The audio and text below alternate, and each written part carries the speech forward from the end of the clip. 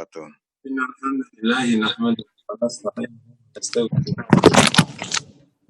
A'udzu billahi min syururi anfusina wa sayyiati a'malina. Asyhadu an la ilaha illallah wa anna Muhammadan 'abduhu wa rasuluh. Allahumma fashalli wa sallim wa barik ala nabiyyina wa habibina Muhammad wa ala alihi wa sahbihi wa man tabi'ahum bi ihsanin ila yaumiddin, amma ba'd. Jamaah yang dirahmati Allah, dan intinya mari selalu kita memberikan syukur kepada Allah Subhanahu wa Ta'ala, terutama pada pagi hari ini, subuh hari ini Allah izinkan kita semua untuk bisa thalabul ilmi. Semoga yang demikian ini diterima Allah Subhanahu wa Ta'ala. Dalam situasi seperti ini, syukur harus selalu kita tingkatkan, apalagi sabar.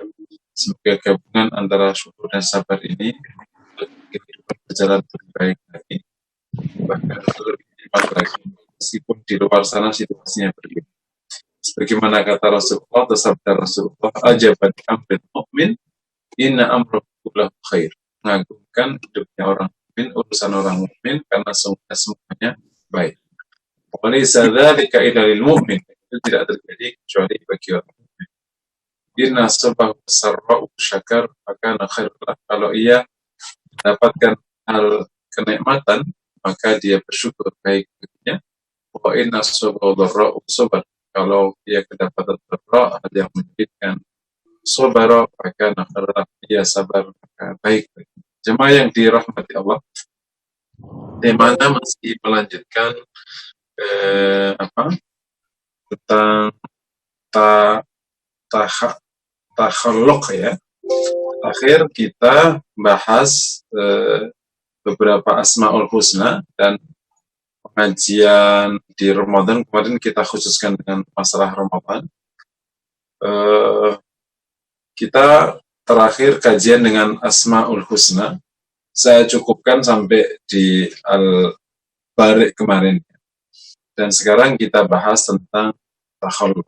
Mengingatkan saja, memang di dalam Tazkiyatun Nafas ini salah satu tantangannya adalah komitmen kita semua untuk implementasi secara mandiri.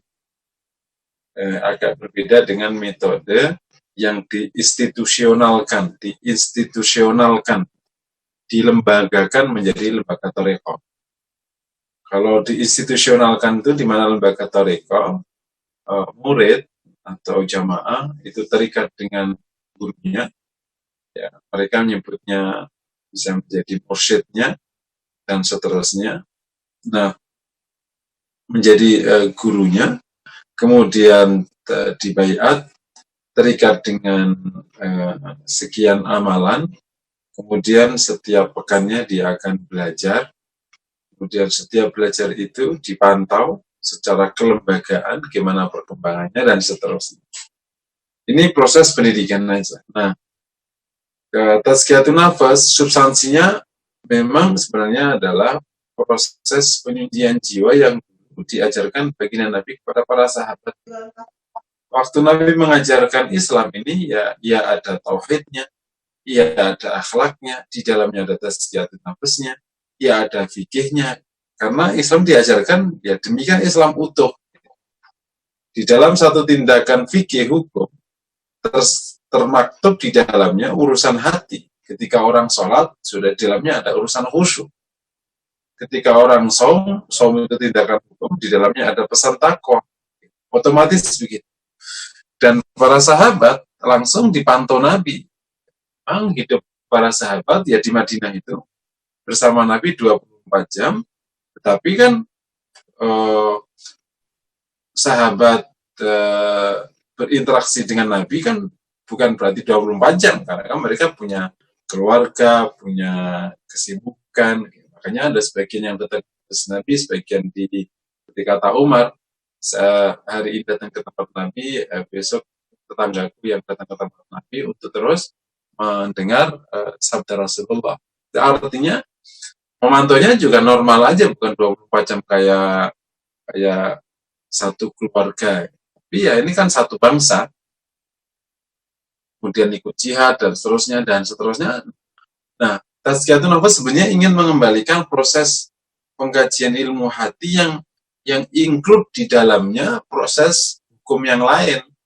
Nah, cuman tantangannya, kembali ke tadi yang saya sampaikan, tantangannya adalah karena tidak dilembagakan begini sehingga tampak seperti ilmu biasa, ilmu yang diajarkan. Sementara masing-masing peserta otomatis kan akan menjalani rutinitas ibadahnya sendiri. Apakah berhasil menjadikannya sebagai fasilitas tazkiyatun nafas atau tidak, ini masing-masing. Tapi dengan izin Allah, kalau kita komit materi-materi seperti ini, kemudian kita komit dengan faraid dan nawafil yang ada saja, fardu-fardu dan sunnah-sunnah yang ada saja, itu udah cukup untuk menginjeksikan semua sifat atau makom yang wajib kita miliki, kayak syukur, kayak ikhlas, kayak sabar, dengan amalan yang ada saja, mulai dari sholat fardu, sholat rawatib, sholat sunnah ya, sholat sunnah mulai rawatib, qiyamul lail, duha, kemudian ada saumnya wajib, yang sunnah, ada zakat, ada sedekah. Hari-hari kalau kita komit menjalankan ini saja, itu sudah insya Allah cukup menjadi fasilitas untuk menginjeksikan makna-makna. Tapi lagi-lagi tantangannya karena memang tidak dilembagakan sehingga tidak ada kayak evaluasi, kemudian pemantauan secara ketat, terkadang masing-masing bisa longgar dengan sendirinya. Itu nanti di akhir materi, ternyata semua materi hanya masuk di otak, tidak sampai turun ke hati. Tapi insya Allah ya, dengan komitmen semoga Allah mudah. Sekarang kita belajar takhalluk. Metode, kembali kan ada beberapa metode atau 3 metode utama di dalam tazkiyatun nafas. Mengingatkan supaya diletak materi ini ada di mana. Ya, pertama, namanya tahalli atau tahliyah, yakni kita belajar untuk melatihkan sifat-sifat baik kepada diri kita sendiri. Namanya tahalli. Halal, menempatkan. Belajar syukur, belajar sabar, belajar ikhlas, dan seterusnya, belajar zuhud. Nah, tahalli ini, dari metode tahalli lahir kajian namanya makom atau makom syukur, makom sabar. Nah, itu ada 102 makom, 102 sifat versi Muqayyim yang wajib 9. Oke, itu sudah kita pelajari yang wajib, dan sebagian kecil 1-2 sifat yang kita kaji dari yang sifat kesempurnaan. Ada sifat wajib, ada sifat kesempurnaan. Yang kedua adalah takhalluk, yakni melepas. Apa itu melepas sifat buruk yang ada di diri kita supaya hilang. Karena pada dasarnya setiap manusia itu diuji oleh Allah dengan 2 sifat. Wa nafsi wa ma sawaha fa'alhamaha fujuraha wa taqwa. Demi jiwa dan penciptaan jiwa, fa'alhamaha fujuraha wa taqwa. Maka Allah ilhamkan pada jiwa sifat fujurnya, sifat jahatnya, dan sifat takwanya. Jadi pada diri manusia itu memang ada 2 sifat. Kecuali Nabi, setiap manusia pasti punya dua sifat ini. Tidak full baik, dia juga full jahat. Ada orang baik, orangnya sabar, orangnya sangat bersyukur, orangnya taat. Tapi kalau kita perhatikan, ya bisa jadi punya sifat buruknya. Apa itu? Bisa jadi terlalu lelet, karena memang sudah dikasih sifat fujur, sifat takwa. Nah, tugasnya qad aflaha man zakka. Beruntung bagi yang membersihkannya. Jadi yang ada sifat kotornya tadi dibersihkan. Itu namanya takhalli. Sekaligus menginjeksikan sifat baik atau menguatkan sifat baik yang sudah ditanamkan oleh Allah. Dikuatkan kembali dengan agama. Jadi ada, ibarat itu sudah ada lahan itu ada yang subur, ada yang sudah ada benih-benih sedikit, ada subur, ada yang tandus. Nah, yang subur itu benih yang bagus, itu dikumpul supaya kokoh. Yang tandus ini, yang banyak ilalangnya macam-macam itu kemudian kita bersihkan, kemudian kita suburkan, kita tanemin sifat baik yang buruk dihilangkan. Makanya ada namanya kajian takhalli atau takhliyah. Nah, dari takhliyah itu atau takhalli lahir kajian namanya amrodul qulub atau penyakit-penyakit hati. Demikian juga dari takhalli atau takhliyah lahir kajian namanya makaidus syaitan atau tipu daya setan. Kan bukan jadi ada dua kajian lahir dari metode yang kedua, yakni penyakit-penyakit hati dan tipu daya setan. Ya, sudah kita pelajari sekian penyakit hati, sudah pelajari juga kita makaidus syaitan. Nomor 3 metode namanya tahakkuk wa takhalluq. Tahakkuk itu belajar ilmu hati dari Asmaul Husna. Dan ini topnya kajian. Belajar dari asma Allah, dari Asma Husna. Nah, bahkan fadilahnya luar biasa, mengingatkan saja. Billah itis'un wa tis'una isman man ahsaha dakhala jannah. Allah punya 99 nama. Yang ihsa ia masuk surga. Ihsa itu apa? Ihsa itu menghafal Asmaul Husna, kemudian memahami maknanya dan mengamalkan konsekuensinya. Kalau demikian ini, maka dia masuk surga. Bayangin aja, jadi Asmaul Husna bukan sekedar dihafal, tapi dihafal, kemudian dipahami maknanya, diamalkan konsekuensinya. Ini kalau diamalkan konsekuensinya luar biasa, ini bagian dari yang disebut oleh para ulama tazkiyatun nafas. Memang topnya kajian tazkiyatun nafas jadi Asmaul Husna yang fadilahnya takhallul. Sudah kita pelajari, maka lahir dari tahakkuk itu kajian Asmaul Husna. Nah, kan ada tahakkuk wa takhalluq, itu metode ketiga. Takhalluq adalah belajar tazkiyatun nafas, ilmu hati dari baginda Nabi, dari akhlak Nabi sallallahu alaihi wasallam. Kenapa dari Asmaul Husna namanya tazkiyatun nafas kan sifat hati, takwa, syukur, sabar. Nah, kita ingin lihat konkretnya ini di baginda Nabi. Nah, baginda Nabi ini sebagai implementator utama dan sempurna dari ilmu ini. Apalagi memang khusus tazkiyatun nafas itu hanya Allah yang tahu di hati. Cuman implementasinya tampaknya di akhlak. Namanya orang sabar itu ya berarti nanti di perilaku hariannya tampak kesabarannya. Gimana rumusannya? Tawakal itu gimana rumusannya? Melihat Nabi. Makanya kalau di dalam tazkiyatun nafas tidak mengkaji langsung akhlak Rasulullah, bisa jadi nanti definisi tawakal kemana-mana. Sebagaimana kita saksikan di banyak masyarakat, tawakal itu maknanya tidak berusaha. Ya udah tawakal aja deh. Ini celahnya sebenarnya karena tidak belajar tawakal langsung dari Nabi. Tawakal hanya dari konsepsinya. Nanti kalau nggak melihat Nabi, kan dipahami sendiri tuh konsepsi. Tapi begitu melihat Nabi, dari arti kalau kita sekarang langsung dengar kisah Nabi hari-hari, namanya tahalluq, kita ternyata tawakal itu begitu. Jadi memastikan implementasi tazkiyatun nafas itu benar adanya di tahalluq. Demikian juga memastikan definisi pemahaman tentang tazkiyatun nafas itu adanya di tahalluq. Langsung lihat dari akhlak Nabi Shallallahu Alaihi Wasallam. Nah, bicara tentang akhlak Rasulullah, buku jadi tentang Rasulullah itu kan Kembali lagi ya, berarti ada 5 kajian yang keluar dari 3 metode ya. Ingat, ada metode tahliyah lahir kajian maqamat, bukunya Madarijus Salikin. Kemudian yang kedua, tahliyah lahir 2 kajian. Pertama adalah Amrodul Qulub, yang kedua adalah Talbisu Iblis, itu ada bukunya tersendiri. Yang ketiga, metode tahakkuk wa takhalluq lahir 2 kajian. Pertama adalah Asmaul Husna, yang ketiga adalah akhlak Rasulullah. Nah, khusus akhlak Rasulullah ini buku yang terkait langsung dengan akhlak, karena kan yang datang dari Rasul itu kan banyak, terkait dengan tauhid, ada terkait dengan perang, terkait dengan dakwah, terkait dengan hukum, terkait dengan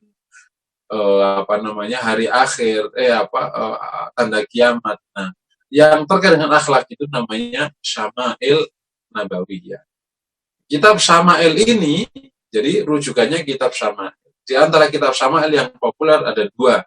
Yang pertama Syama'il Imam Tirmidzi, yang bukunya Syama'il Muhammadiyah Imam Tirmidzi, yang kedua Al-Anwar fi Syama'il Nabi Al-Mukhtar tulisan Imam Baghawi. Ada dua. Nah, jamaah silakan bisa mendownload buku ini ya.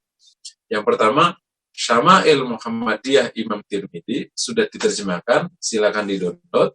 Yang kedua Al-Anwar fi Syama'il Nabi Al-Mukhtar tulisan Imam Baghawi, ini belum diterjemahkan tapi bisa di-download.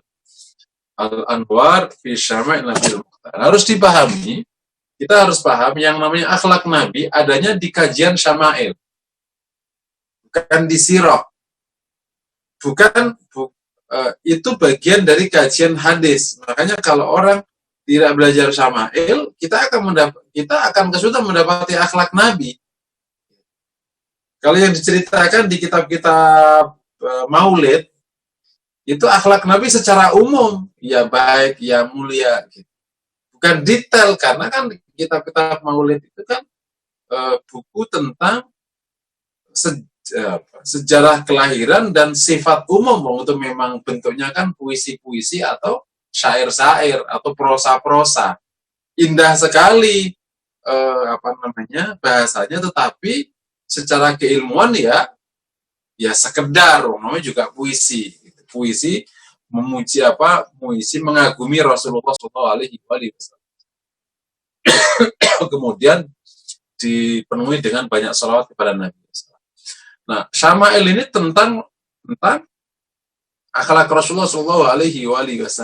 Nah, kalau sirah itu sejarah perjuangan, bukan akhlak. Jadi, kami ulangi lagi bukunya ini.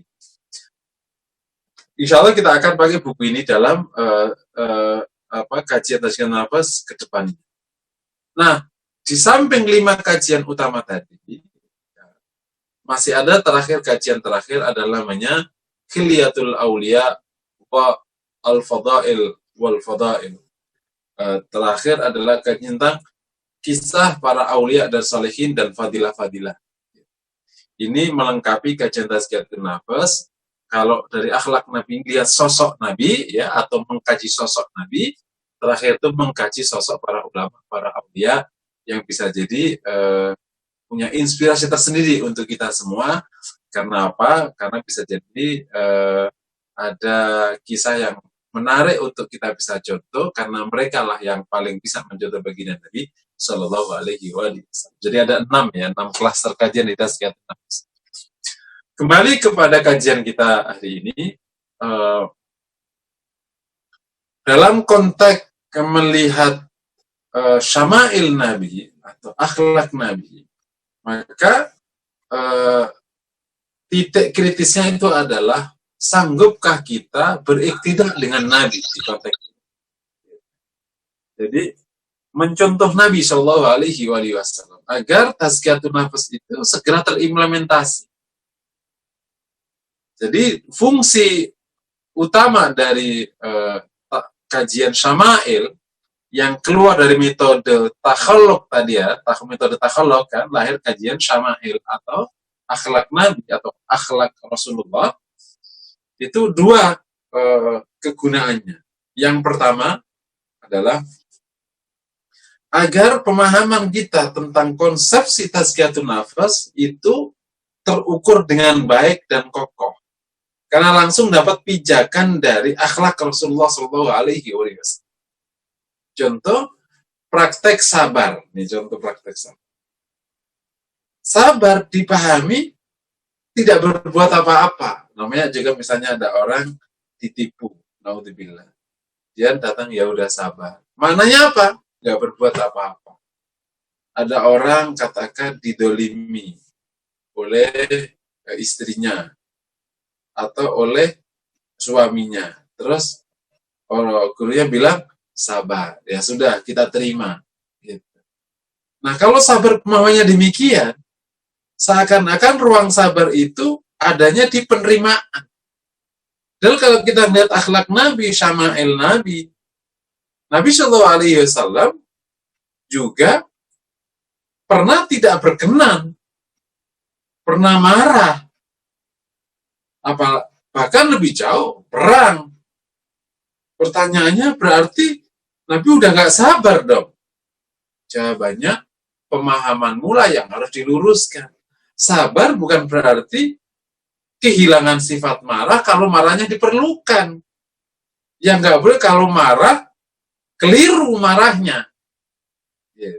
Suatu ketika misalnya Nabi Shallallahu Alaihi Wasallam mendengar salah satu istrinya menyebutkan tentang istri yang lain dengan kalimat yang tidak begitu tepat.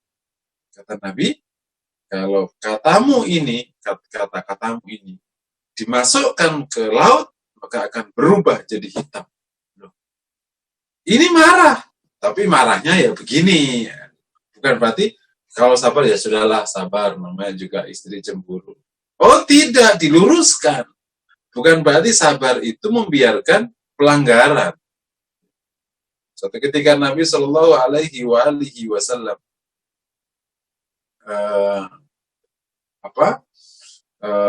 tidur di tempat Aisyah, kemudian Nabi merasa Aisyah sudah tertidur, maka Nabi kemudian keluar dengan pelan-pelan mengambil sendalnya, pelan-pelan mengambil sirwalnya, sirwal, baju luarnya itu pelan-pelan, dan Nabi keluar pintu pelan-pelan, dan Aisyah merasa ada sesuatu yang ada di hatinya, khawatir istri Rasulullah itu datang ke istrinya yang lain, maka Aisyah nguntitin, dan ternyata ia dapati Rasul itu di Al-Baqi mendoakan Ahlul Baqi.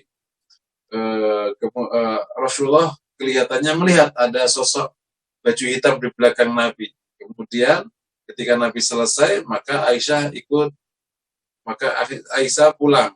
Nabi cepat, Aisyah cepat. Kemudian sampailah di rumah, Aisyah langsung masuk ke selimut dan pura-pura tidur. Kemudian Nabi masuk, Aisyah tidak menjawab. Kata Aisyah, supaya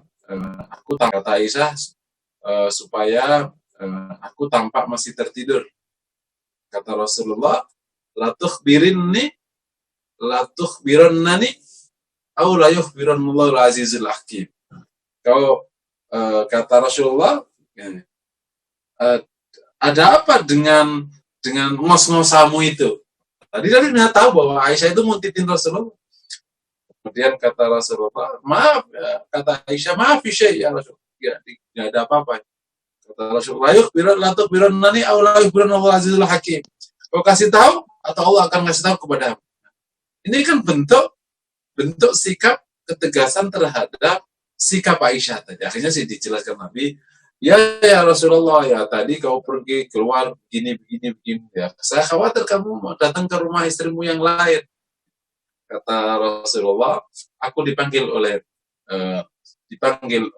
Jibril, dan aku tidak nyaman menjawab Jibril sementara engkau dalam posisimu seperti ini, ya, yang kan artinya posisi tidur bersama Nabi. Maka aku keluar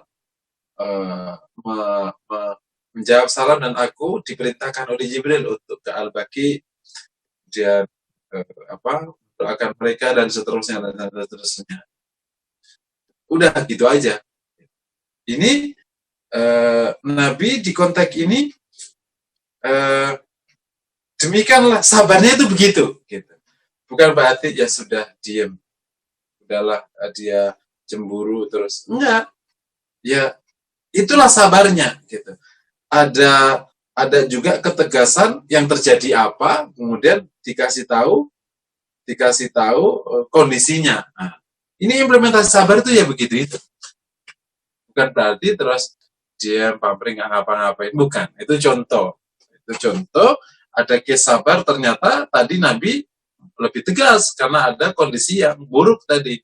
Karena menyebutkan tentang istri yang lainnya dengan kalimat yang nggak begitu pas. Nabi menegaskan. Tapi kalau di konteks ini, Nabi hanya menjelaskan. Nah, ini namanya implementasi sabar. Jadi yang pertama di takhalluq ini, fungsi pertamanya adalah meluruskan, mengkonstruksikan, memastikan pemahaman di tazkiyatun nufus itu benar. Atau memberikan gambaran tentang pemahaman yang lebih tepat. Yang kedua adalah memberikan contoh konkret tentang implementasi tadi. Bab tawakal. Implementasi gimana sih? Kita bisa dengar dari akhlak Nabi ketika Nabi bersama orang Badui. Ketika Nabi SAW dicemburui para istrinya. Nabi SAW bisa mendapatkan di konteks perang Khandaq. Itu semua adalah implementasi yang luar biasa topnya. Sehingga kita gambaran begini. Bersyukur itu gimana? Ternyata Rasul itu begini. Gitu. Jadi fungsinya dua. Nah, dalam konteks akhlak Nabi, tadi ada dua fungsi. Nah, dua fungsi atau dua hal penting kita mendapatkan dari takhalluq itu adalah akhlak Nabi. Itu dua tadi ya, meluruskan pemahaman dan berikan contoh implementasi. Yang kedua mengenai hal pokok yang perlu kita miliki ketika kita mendapatkan akhlak Nabi adalah komitmen iqtida bin Nabi. Waktu kita belajar akhlak Nabi, ya, baik nanti yang kita kasih atau ibu bapak langsung bisa membacanya sendiri-sendiri, itu ada hal paling pokok, bukan sekedar menjadi literatur keilmuan atau kemudian menjadi tamasya ilmiah, ya. Tapi harus menjadi komitmen iqtida bin Nabi, komitmen untuk mencontoh baginda Nabi Shallallahu Alaihi Wasallam. Nah, iqtida bin Nabi ini menjadi tema sentral di mana-mana. Tapi tetap saja kita masih punya PR tentang masalah akhlak dan masalah perilaku ini. Kalau tazkiyatun nafas itu populer, kemudian dibungkus dengan akhlak Nabi, insya Allah akhlak kaum muslimin itu keren banget. Akhlaknya itu bagus, bukan tampak bagus gitu. Kan terkadang ada orang kayak tadi, sabar tapi sabarnya yang menyerah begitu, itu kan tampak bagus, bukan bagus. Ketemunya keliru. Gitu.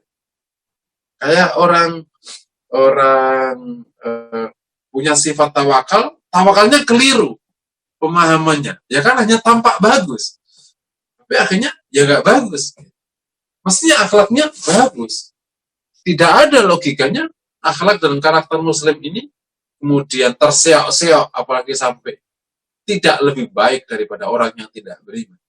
Tapi kita punya PR ini nih, konteks ini, terutama di dunia kerja, performansi, komitmen, dan seterusnya. Ini juga bagian dari proses perbaikan di tengah kaum muslimin, maksud diri kita semua. Nah, kelihatannya salah satu ruangnya itu adalah iqtida bin Nabi ini tidak tinggi, komitmen mencontoh Nabi.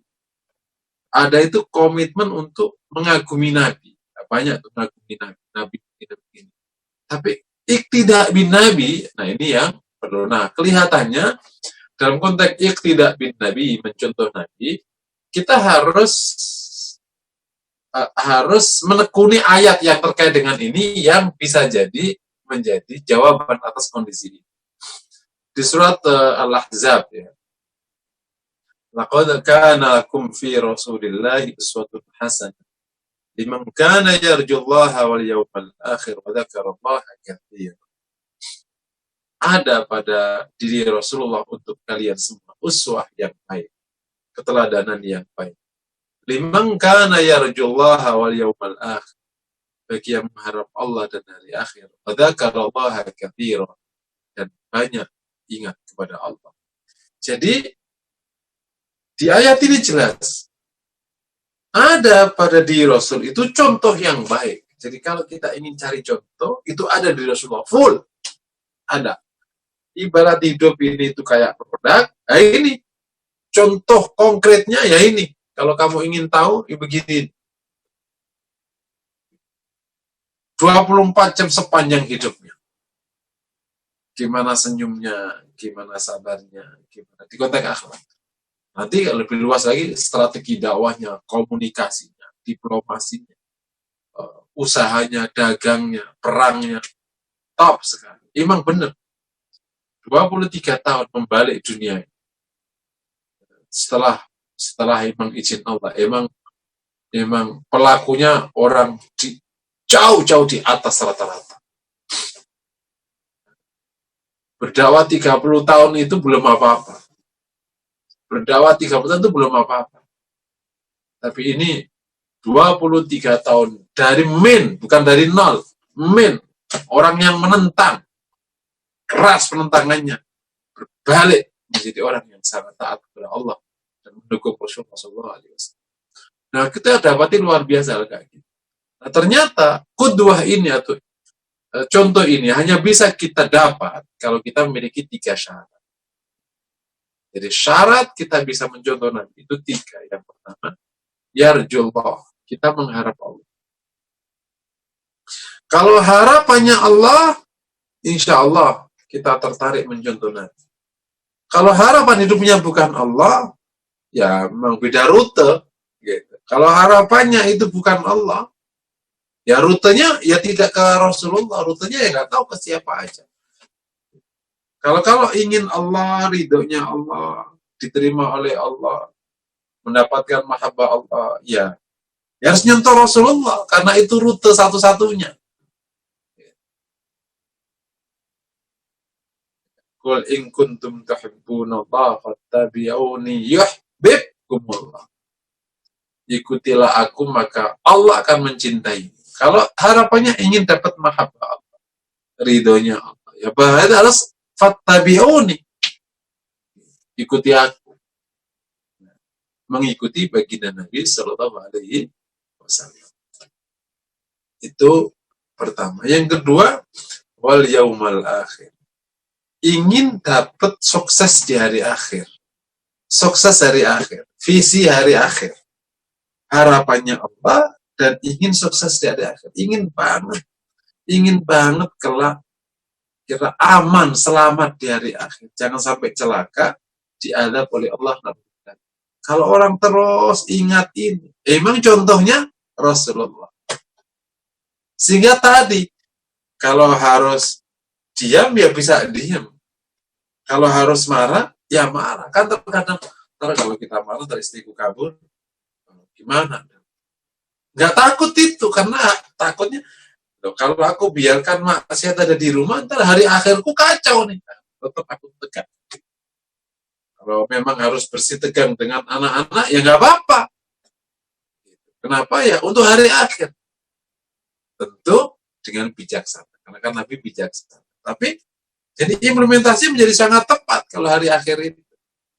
Kalau waktunya emang tegas, ya tegas. Gitu. Waktunya diam, ya diam. Karena apa? Ingin menjaga hari.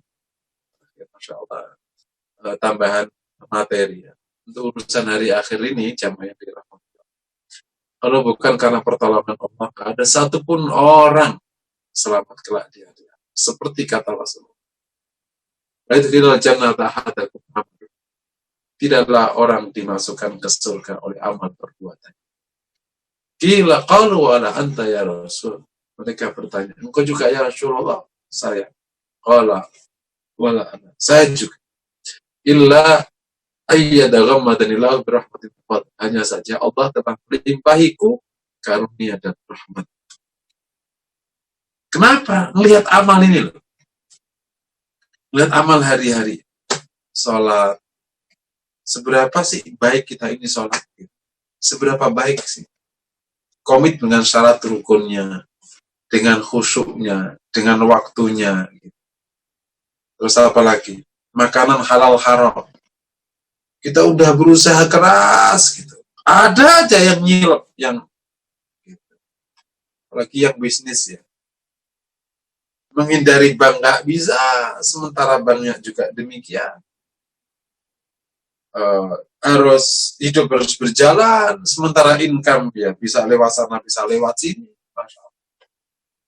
Belum lagi hubungan dengan orang-orang, dengan istri, dengan anak-anak, dengan tetangga, dengan teman.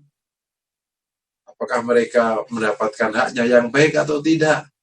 Ini semua bagian harus kita rumuskan. Nah, kalau kita itu yarjul akhirah, mengharap hari akhir, insya Allah yang kayak gitu itu keurus. Nah, itulah bagian dari iktidak bin Nabi, mencontoh baginda Nabi Shallallahu Alaihi Wasallam, karena kita ingin hari akhir. Tapi kalau inginnya bukan hari akhir, dunia misalnya, rutenya ya tidak harus Nabi. Gitu. Nabi boleh, karena Nabi kan juga dunianya luar biasa. Tapi bisa contoh yang lain. Gitu. Tapi kalau hari akhir, nyontohnya harus Nabi, selain Nabi nggak bisa. Yang terakhir, wadah kalau hakam dan banyak berzikir kepada Allah. Kalau zikir kepada Allahnya banyak, berarti ingat Allah, maka kemudian ingin mendapatkan mahabbah kepada Allah, ingin dekat dengan Allah dan seterusnya. Insya Allah akhirnya dengan Nabi itu nyontoh Nabi. Jadi gampang sekali. Di samping 3 hal yang pokok menjadi syarat, tentu secara logika ada yang nomor 4 adalah kita tahu tentang al-ilmu bin Nabi, ilmu tentang Nabi. 3 syarat itu sebagai syarat utama. Kemudian objektifikasinya kita sebutnya perangkat. Untuk satu perangkat agar kita bisa iktidak bin Nabi, yakni al-ilmu bin Nabi, tahu tentang Nabi. Nah, makanya kajian syama'il menjadi penting dan super penting agar kita tahu akhlak Nabi, kemudian implementasi dari sifat-sifat yang sudah kita pelajari kemarin itu bisa ketemu sekali di sini. Jamaah yang dirahmati Allah Subhanahu wa taala. Ini adalah hal yang terkait erat dengan materi syama'il. Saya berikan di konteks ini di akhir kajian salah satu hadis syama'il yang sekaligus nanti kita akan teruskan. Mohon tadi buku yang kita pakai adalah Syama'il Muhammadiyah tulisan Imam Tirmidzi dan Syama'il Al-Anwar fi Syama'il Nabil Mukhtar tulisan Imam Baghawi. Di bab ini ada bab tentang husni khuluqihi sallallahu alaihi wasallam. Di bab ke-15 di kitab Syama'il Imam Baghawi. Karena memang dari bab 1 sampai bab 14 memang bercerita tentang sifat fisiknya Rasulullah, tingginya dan seterusnya tentang kelahirannya. Nah, untuk akhlak kita langsung masuk ke bab 15. Nanti mohon jamaah berkesempatan ngedownload buku Al-Anwar fi Syama'il Mukhtar, langsung dicari bab 15 atau halaman 161. Anas Ibn Malik radhiyallahu ta'ala an. Khadamtun Nabiyya sallallahu alaihi wasallam 10 sinin. Fama qala li syai'in fa'altuhu lima fa'alta. Wala qala syai'in wala syai'in taraktuhu lima tarakta.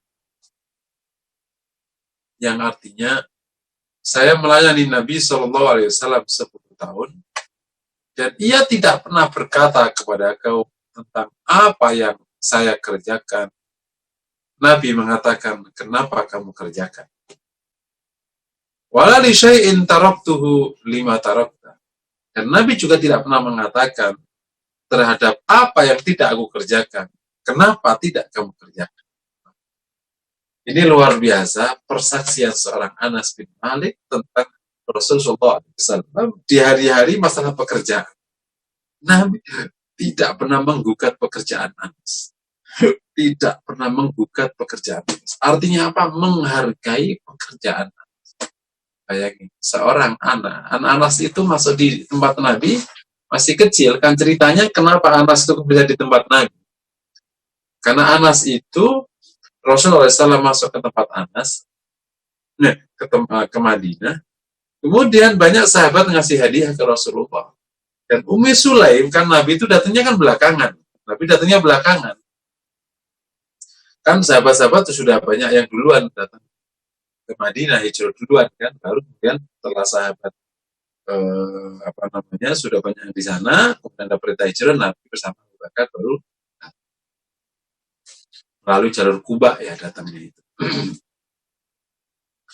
Nah, waktu para sahabat ngasih hadiah, Ummu Sulaim itu emang keluarga Nabi sebenarnya. Ummu Sulaim itu bibinya Rasulullah. Nah, dia nggak nyaman sekali orang-orang pada ngasih hadiah ke Nabi, karena kan Nabi datang duluan, berarti kan belum ada apa-apa kan.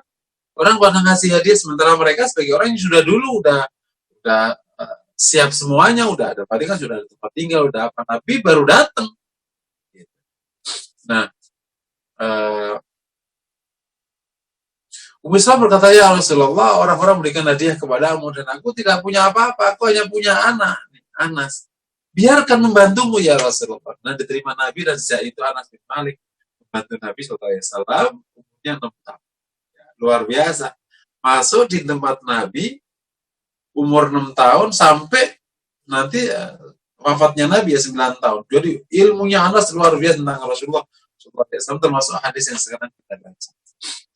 Anas menyaksikan Nabi begitu orangnya, tidak menggugat, berarti sangat menghargai. Itulah implementasi dari sifat-sifat yang selama ini ada, mulai dari sabar, itu bagian dari implementasi ini ya, keluar dari sifat sabar, sifat ikhtiram, dan lain sebagainya. Profil orang tazkiyatun nafas itu ya begini nih orangnya. Nanti kalau kita orangnya baik sekali.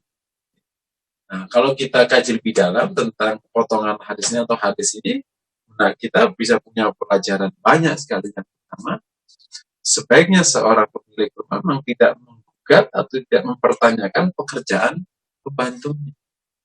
Loh, nah kalau salah gimana?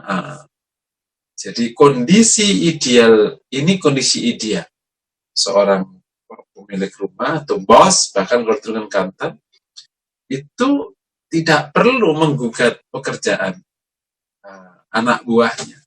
Kenapa? Itu yang lebih baik. Memberikan keleluasaan bagi anak buahnya mengerjakan pekerjaannya. Loh, lalu kalau salah gimana? Kalau sampai ada anak buah salah, itu berarti engkau tidak bisa mimpin. Kan ada satu ungkapan, kalau leadership ya, tidak ada yang salah di anak buah, yang ada salah di pemimpinnya. Kalau anak buah salah, itu berarti salah di pemimpin. Kenapa? Ya dia nggak bisa ngedidik. Berarti dia tidak bisa memimpin. Nah, oleh karena itu, dalam rangka mencapai idealisme ini, maka pastikan kau punya kepemimpinan yang sangat baik, dan mampu memilih tim yang sangat, ingat, memilih tim yang sangat baik adalah 50% keberhasilan organisasi. Nah, tim yang sangat baik itu ya timnya Rasul di rumah ini Anas. Tim yang nggak perlu dikomentari. Kalau kita, kenapa nggak dikomentari? Ya, Anas nggak pernah ada tindakan yang aneh. Menjadi kacau kalau timnya kacau. Ya, setiap hari kau marah-marah. Jadi, pimpinannya menjadi tidak ideal karena anak buahnya tidak ideal. Karena di dalam hubungan antar manusia itu memang saling mempengaruhi. Pemimpin ideal kalau punya anak buah ideal. Dan anak buah ideal juga karena pemimpinnya ideal. Anak buahnya bagus, tapi pemimpinnya naudzubillah. Ya, anak buahnya ikut naudzubillah. Dan kita dapati di sini, pemimpinnya Rasul, anak buahnya Anas bin Malik. Masya Allah, istilah anak buah. Dan Rasul menyebut rakyat atau pengikutnya ini sebagai sahabat. Naik sekali ikhtiramnya Nabi kepada mereka. Ini pelajaran pertama. Pelajaran kedua, kita dapati bahwa Nabi SAW untuk hal-hal yang bersifat, kita nyebutnya duniawi ya, itu Nabi ringan aja. Nabi itu baru kokoh kalau urusan agama, peraturan. Kalau urusan duniawi misalnya kan tadi makan sayuran, ringan. Ini juga menandakan kebesaran Nabi. Orang-orang hebat itu tahu kapan dia bertindak. Menjadi kacau kalau antara urusan rasa makanan sama urusan publik sama sikapnya. Makanan harus begini. Itu bocah. Kalau bocah urusan warna permen aja bisa ditengkar. semakin tinggi kapasitas orang itu, urusan profan itu semakin ringan. Urusan profan itu semakin ringan. Tapi semakin rendah orang, urusan halal profan itu jadi perkara. Padahal ya profan urusan makan. Makan katakan gak enak dikit, ya udah dimakan, selesai sudah. Ya, lagi-lagi. Jika belajar dari bagaimana Nabi, memang masalah kayak gini ini ringan. Dan itu memang dinyatakan di hadis yang lain. Kata Aisyah, Nabi SAW itu tidak marah kecuali jika urusan agama dilanggar. Yang nomor 3, pelajaran yang penting dari potongan hadis tadi adalah bahwa kita bisa dapati bahwa sikap ideal tadi karena Nabi memang memberikan punya kapasitas kepemimpinan yang luar biasa. Dan umatnya harus mencontoh ini. Dari perilaku tadi menunjukkan kapasitas kepemimpinan Nabi yang luar biasa. Yang nggak perlu ngomentarin perilaku anak buahnya. Ada riset tentang masalah kapasitas leadership. Ada 5 level. Dan yang paling bawah adalah ketika cerewet terhadap anak buahnya. Semakin tinggi kapasitasnya, semakin tidak cerewet. Bahkan semua bisa jalan tanpa intervensi. Semua bisa jalan tanpa intervensi. Jadi pemimpinnya ini karena sudah mampu memilih tim, mengarahkan visi, semua bergerak sendiri. Ibarat mobil itu sudah semuanya udah otomatis. Jadi leader itu hanya memantau aja. Wah, itu paling top. Ibarat. Itu leadernya harus punya amal kayak Nabi ya. Nabi juga mengambil peran kan. Tapi di sini kita belajar tentang bagaimana meningkatkan kapasitas leadership dan kita bisa nanti belajar dari tempat-tempat lain di sirah Nabi gimana Nabi mempraktikkan bab ini, maka umatnya harus belajar tentang Nabi lebih baik. Jamaah yang dirahmati Allah, mungkin demikian materi Syama'il pada hari ini. Ya, ini adalah keluar dari metode takhalluq, akhir kajian Syama'il. Ya, kita akan lanjutkan di kesempatan ini. Kurang lebihnya mohon maaf. Aku berkata hadza. Wassallallahu wasallam. Assalamualaikum warahmatullahi wabarakatuh.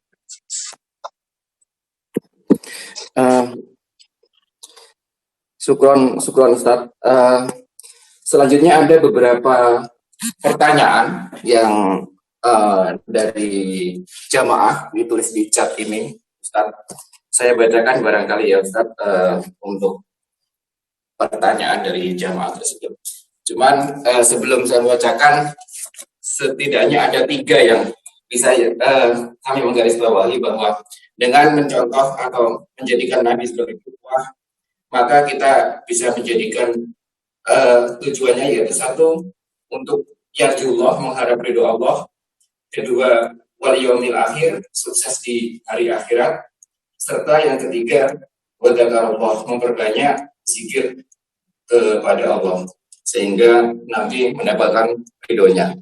Terkait pertanyaan ini Ustaz, yang dari Pak Dodi Kapten, Pak Ustaz, bagaimana cara mengelola hati dalam kehidupan nyata terkait beberapa perselisihan di umat karena ada perasaan merasa paling benar? Itu yang pertama.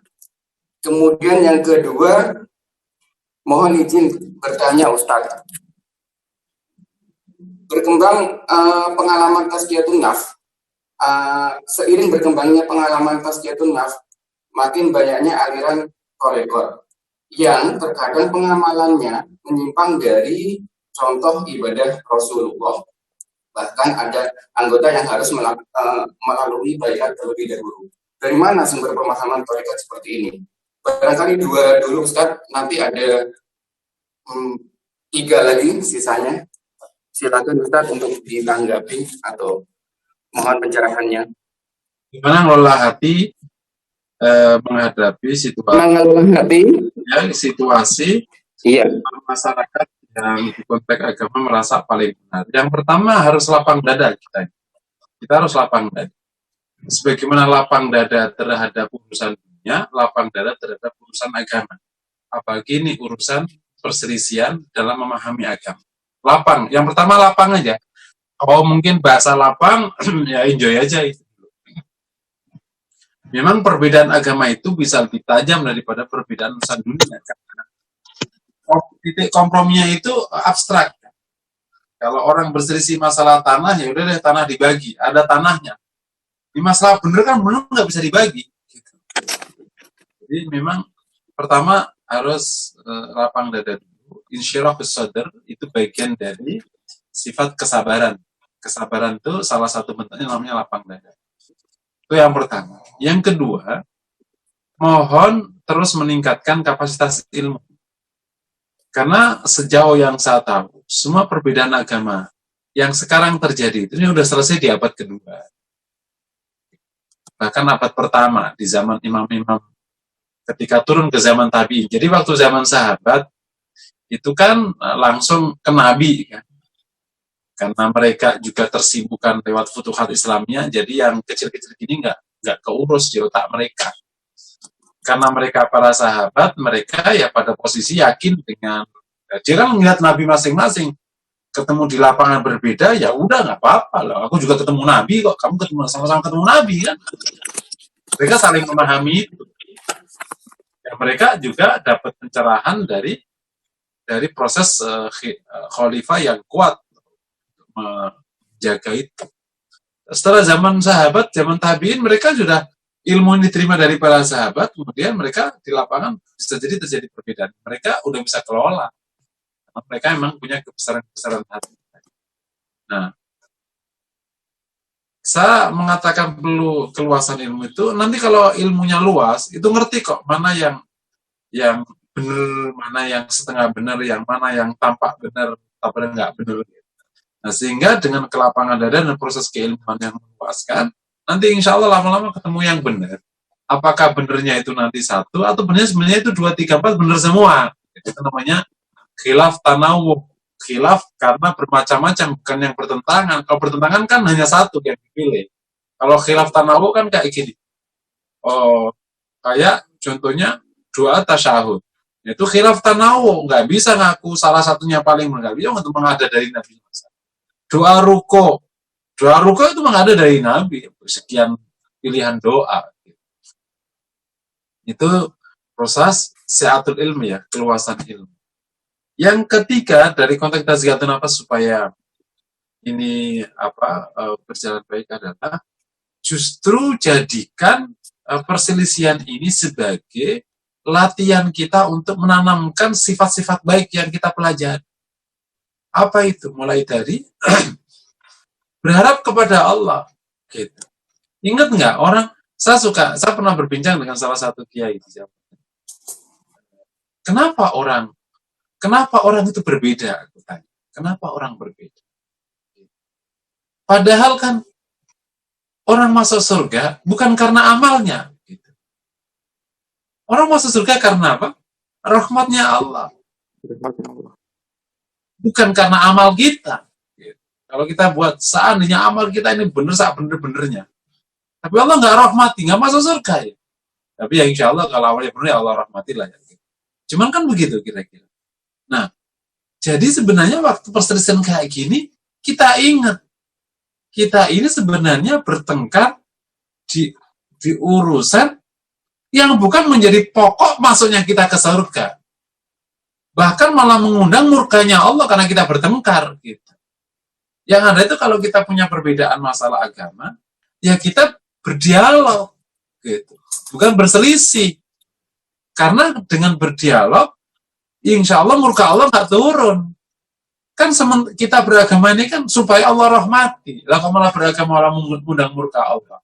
Nah, jadi belajar, ayo kita bersikap baik aja supaya Allah nggak murka, gitu. Jangan sampai kita itu berjalan di tempat yang baik dan malah dimurkai Allah, gitu. Berjalan seakan-akan berada di tempat yang baik, padahal itu jalan dimurkai Allah Taala. Masih ingat kan? 2 orang berselisih tentang masalah tanggal Lailatul Qadar, Allah cabut tuh ingatannya langsung sampai sekarang. Jadi jangan dianggap remeh perselisihan itu. Itu Allah murka. Jadi menjaga hati, jangan sampai berselisih. Jadiin rojaknya lebih tinggi kepada Allah. Apalagi jadiin berarti sabarnya ditambahin. Apalagi itu memahami orang ditambahin, ukhuwahnya ditambahin. Jadi jadiin kondisi ini sebagai ladang untuk mengasah tazkiyah. Untuk pertanyaan yang kedua. Yang kedua, ya, kok muncul terkait tazkiyatun nafs dengan aliran tarekat, Ustaz. Ya, Terkadang pengamalannya menyimpang dari contoh yang dari ibadah Rasulullah. Nah, pertama perlu dipahami bahwa tarekat itu ada dua ya, ada tarekat yang menyimpang dan ada tarekat yang tidak menyimpang. Ada dengan tarekat mu'tabar dan ada tarekat yang tidak mu'tabar. Tetapi dalam masalah tarekat sendiri, memang para ulama punya dua pandangan. Ada yang menerima tarekat dan ada yang menolak tarekat secara umum. Nah, yang menerima tarekat ini, yang menerima tarekat itu bukan menerima full, menerima dengan catatan. Jadi ada dua pandangan masalah tarekat. Ada yang menolak full, ada yang menerima dengan catatan. Yang menerima dengan catatan ini sehingga lahir namanya tarekat mu'tabar dan tarekat ghairu mu'tabar. Tarekat yang diterima dan tarekat yang tidak diterima. Nah, kalau untuk kondisi yang tadi menyimpang tadi, bisa jadi itu lahir dari tarekat yang tidak mu'tabar. Nah, tarekat yang menyimpang. Nah, kok bisa terjadi tarekat ini gimana ya? Lepas dari silang pendapat di antara para ulama. Lepas dari masalah ini terjadi namanya proses institusionalisasi pendidikan. Jadi, seperti gini, mengajarkan kesabaran, mengajarkan syukur, mengajarkan dzikir. Kan orang harus ada dzikir ya, salah satu sifat umumnya dzikir, ingat pada Allah. Antum belajar dzikir. Salah satu karakter ilmu tazkiyatun nafs itu kan dia ilmu suluk, dia ilmu laku. Dia bukan ilmu di konteks logika ya, keilmuan murni di otak. Tapi kan ilmu hati itu ilmu perilaku. Nah, pada waktu proses belajar ilmu laku ini kan berarti harus ada laku yang dipantau. Lain kalau belajar ilmu fikih. Fikih kan otak, rukun sholat, syarat sholat. Ya sudah, paham ya? Paham. Selesai sudah. Paling banter melihat sholatnya imamnya. Itu gurunya yang ngajarkan. Tapi kalau ilmu suluk ini kan orang belajar syukur. Syukur itu gimana sih? Orang belajar dzikir. Nah, proses menginjeksi materi ini karena itu perilaku, maka butuh satu metodologi yang lebih baku. Nah, akhirnya lahir namanya rubat-rubat itu. Pondok-pondok tazkiyatun nafs yang lahir tasawuf itu. Pondok tasawuf orang ada di situ, lihat gurunya, terus dia memantau perilaku hari-harinya gitu. Nah, di konteks inilah kemudian diinstitusionalkan, dilembagakan menjadi satu metode. Supaya komit antara para murid ini, maka di baiat. Baiat itu apa?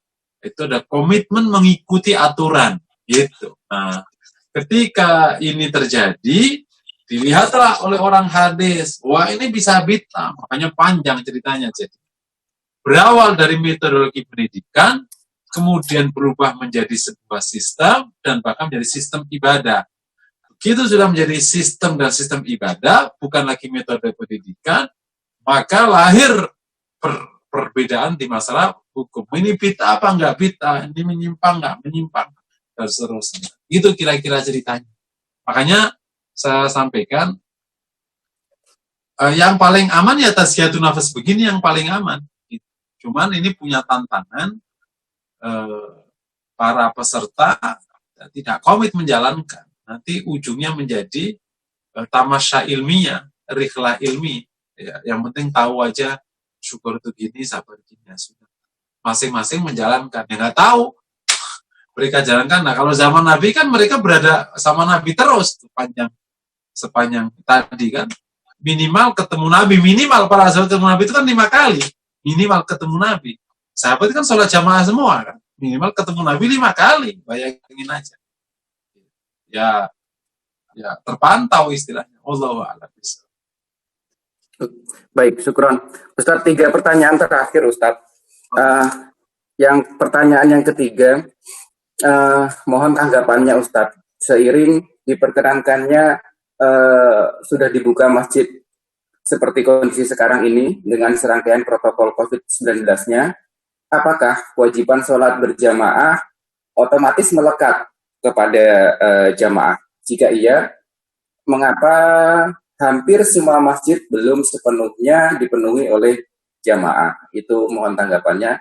Kemudian pertanyaan yang keempat, Ustadz, terkait kitab Sama'il Muhammadiyah yang tadi disebutkan, Ustadz, sudah ada terjemahannya tetapi belum ada sarahnya, belum ada ini rujukannya. Jika jadi sangat ringkas dan tidak seperti kitab hadis. Kok sepertinya kajiannya tidak mendalam? Adakah kitab lain yang semisal atau judulnya sama? Dan pertanyaan yang terakhir ini mirip Ustadz dengan pertanyaan yang keempat tadi. Mohon diberikan resume atau materi kajian pada pagi hari ini karena banyak istilah yang digunakan. Syukron, Ustadz. Pertama mengenai sudah dibukanya masjid ya, dengan protokol COVID. Apakah berarti kewajiban berjamaah? Iya, masalah kewajiban berjamaah ini kan secara hukum memang dua pandangan ulama. Ya. Kita nggak bisa. Yang pertama mengatakan itu fardu kifayah. Yang kedua mengatakan sunnah muakkadah. Nah, Syafi'iyah termasuk yang punya pandangan sunnah muakkadah. Sunnah muakkadah berjamaah di masjid. Gitu. Karena sunnah muakkadah maka lahir kondisi pertanyaan kedua tadi yang lanjutan. Kenapa kalau masih wajib? Kenapa kok masih banyak yang belum ke masjid? Nah, jadi atau belum semua masjid itu membuka. Jadi kalau masalah hukum itu memang ada dua pandangan. Tapi harus dipahami ya. Jangan sampai salah paham. Sunnah muakkadah itu mendekati fardu. Gitu. Cuman ini bab masalah konsekuensi kalau tidak melaksanakan. Jadi sunnah pun yang nggak muakkadah pun juga sebenarnya itu jadi jangan salah. Jangan masalah sunnah aja kok boleh dilanggar. Nah, begitu cara berpikirnya. Gitu. Cuman kalau sunnah itu kalau nggak dilanggar ya nggak sampai diadab lah. Tapi ya Allah benci gitu. Dibenci Allah itu nggak main-main, jangan dianggap remeh. Jadi mau sunnah mau kata fardu sebenarnya ya seharusnya ke masjid jika tidak ada alasan syar'i. Nah, pertanyaan tadi kenapa kok banyak yang belum buka dan banyak jamaah yang belum? Ini memang kalau bab sosial ini harus banyak analisis ya, tapi banyak kemungkinan yang kita bisa hadirkan di sini. Yang pertama, bisa jadi tidak semua masjid merasa kondisinya aman. Karena kan memang protokolnya yang boleh buka itu kalau kondisinya sudah aman. Kalau masih merah belum boleh dibuka. Kalau kondisinya kuning, apalagi hijau itu boleh. Tapi kalau merah kan belum boleh sebenarnya. Karena kan syarat mengizinkan masjid juga pakai prosedur izin kan lewat kecamatan dan kemudian oleh wali kota setempat nanti akan mengecek lapangan apakah daerah situ termasuk zona apa. Kalau sudah aman diizinkan, tapi kalau nggak aman nggak diizinkan. Itu bisa jadi itu. Yang kedua bisa jadi sebagian jamaah masih tidak nyaman dengan istilah new normal dan alasannya juga kokoh karena sebenarnya tingkat penyebaran masih tinggi, bahkan lebih tinggi daripada hari sebelum new normal. Sebenarnya ini kondisinya agak kebalik. Justru setelah new normal, penularan lebih tinggi. Kasus positif 3 hari terakhir itu masih lebih tinggi daripada sebelum new normal. Kondisinya kalau kondisi sama cuman, sebagaimana saya komunikasi dengan pejabat di Kemenkes, yang sudah tampak itu polanya sudah mulai tampak polanya. Tapi kalau kasus positifnya masih tinggi, nah, mungkin bisa jadi masyarakat ada yang belum bisa melakukan itu. Apalagi dapat justifikasi masalah agama, kalau kayak gitu masih boleh untuk tidak sholat jamaah. Yang ketiga bisa aja emang ada yang malas memang, nggak COVID aja nggak ke masjid, apalagi COVID sekalian gitu. Ini Itu bisa jadi. Namanya orang kan selama ini kalau nggak salah, saya tidak punya data akurat tentang sholat jamaah. Kalau yang sholat itu survei kami kan yang sholat itu kan 85% ya sholat.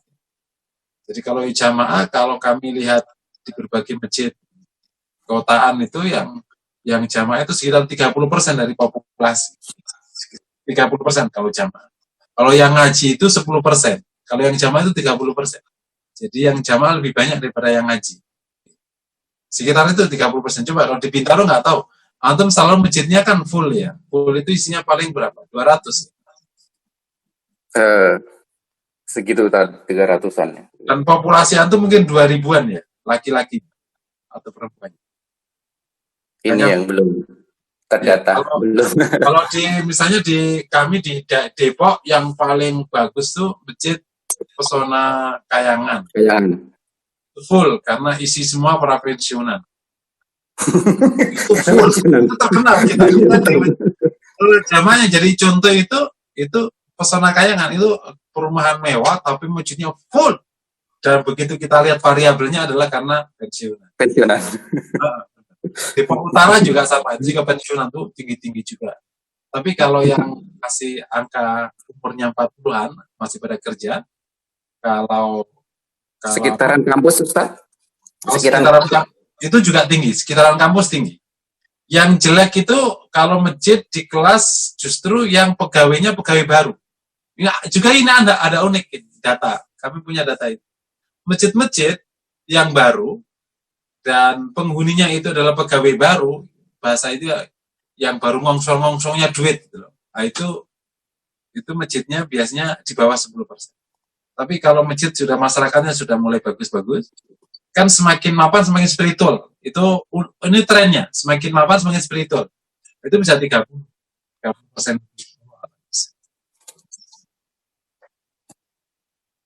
Betul.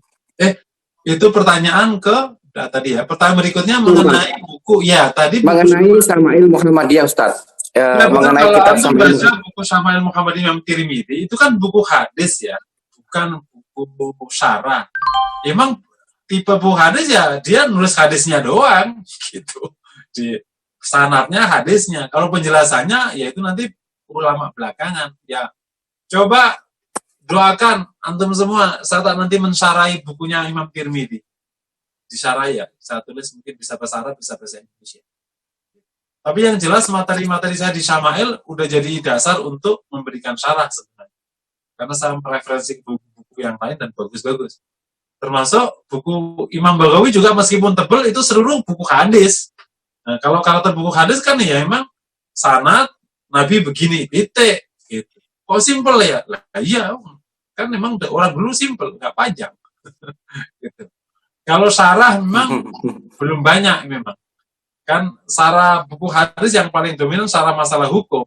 Masalah hukum itu kan panjang ceritanya, maka syarah hadis hukum itu yang paling besar. Tapi buku non hukum kalau hadis memang syarahnya, kecuali kita nge-refer ke syarahnya kitab-kitab jami. Mungkin Bapak yang tadi tanya bisa nyari ada buku di dalam Sahih Bukhari ya, di kitab Sahih Bukhari dan Sahih Muslim itu ada kitab Syama'il. Kitab Syama'il. Di dalam kitab Sahih Bukhari ada namanya bahasan kitab Syama'il. Nah, cari syarahnya kitab Syama'ilnya Sahih Bukhari. Itu mungkin ada penjelasan.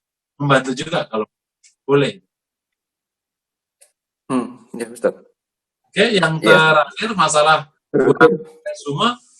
Mungkin ada apa tadi yang ngerekam nggak? Diresumein dah itu. Direkam, Ustaz.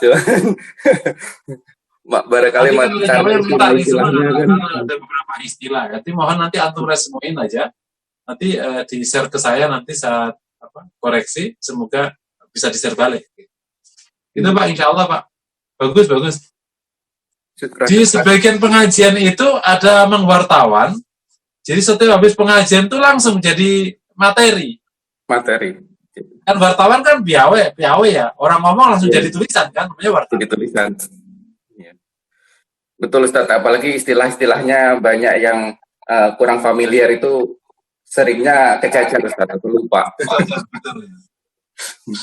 Kalau ada wartawan boleh itu didedikasikan materi-materi kayak gini, dia langsung nulis. Selesai materi langsung keluar tulisannya.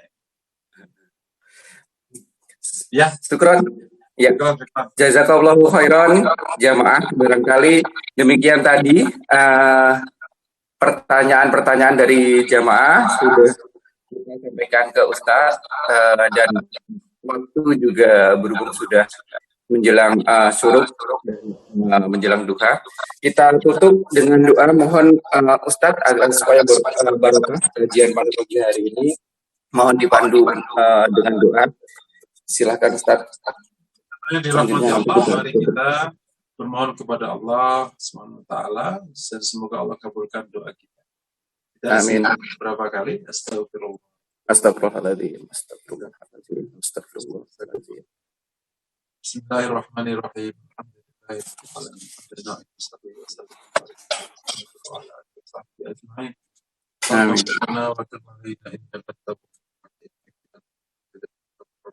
Amin. نفوسنا تقواها وزكها بخير زكاها أنت. اللهم يا رحمن يا رحيم يا رحمن يا رحيم ارحمنا. اللهم يا قدير يا رب العالمين ارحمنا ارحمنا ارحمنا ارحمنا يا الله. اللهم انصرنا وانصر المسلمين في كل مكان. اللهم ادفع عنا هذا البلاء والوباء يا الله. اللهم نعوذ بك من فيروس كورونا وفيروس اللهم نعوذ بك من فيروس كورونا ومن الجنون والجذام والبرص والأسقام يا أرحم الراحمين. اللهم إن هذا الوباء وهذا الفيروس جند من جنودك تصيب به من تشاء وتصرف من تشاء فاصرف عنا وعن أولادنا وعن المسلمين وعن بلاد المسلمين. اللهم يا رحمن يا رحيم ارحمنا يا رحمن يا رحيم أنت الله أنت رب العالمين أنت الله وأنت على كل شيء قدير انصرنا واغفرنا وعافنا وعافنا. اللهم عافنا في أبداننا عافنا في أبصارنا. ربنا آتنا في الدنيا حسنة آمين.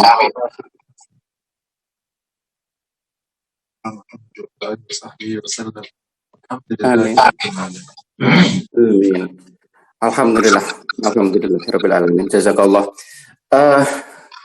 Jamaah sekalian, demikian tadi kajian subuh pada Sabtu pagi hari ini di Masjid Al-Aqsa. Alhamdulillah. Ya. Alhamdulillah,